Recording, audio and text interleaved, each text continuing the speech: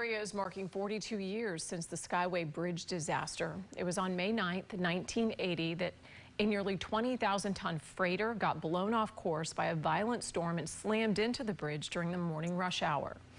35 people were killed as cars plummeted to the water below. The video is still remarkable when you look back. It really is. The people who were there. The old Skyway was demolished in the wake of that tragedy. The new bridge was completed in 1987, but it was a historic disaster for the Tampa Bay area. News Channel 8's Annie Mapp is live in our Tampa News Center with more on this anniversary. Annie. Keith and Jen, those 35 people fell 150 feet into the water below. 26 of them were riding in a single Greyhound bus that plummeted into the bay. Today I spoke with former News Channel 8 anchor Bob Haidt. For Haidt, this tragedy was much more than just a story. It was the greatest tragedy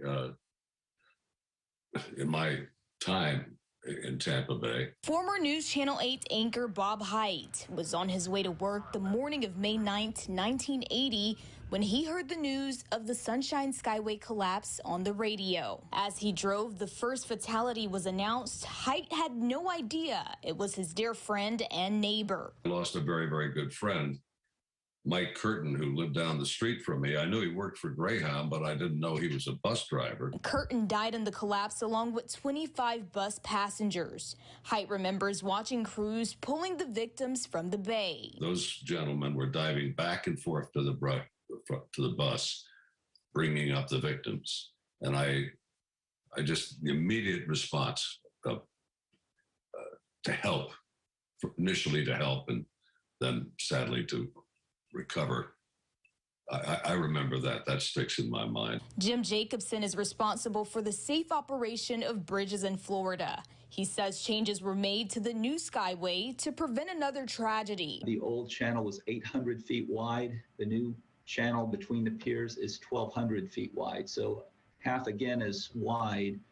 The vertical clearance went from 150 feet to 180 feet, so a much bigger opening for ships to go through the main channel. And in case a ship does go off course.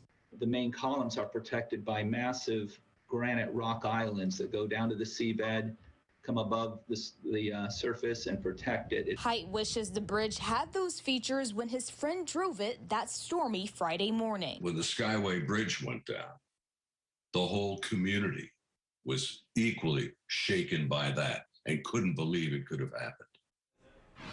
Now there is a Sunshine Skyway Collapse Memorial with the names of those 35 victims at the Skyway Bridge rest area. That's just north of the bridge. Keith. Good to see and hear Bob Haidt there in that report as well. Thank you. Annie Mapp reporting live in our Tampa newsroom.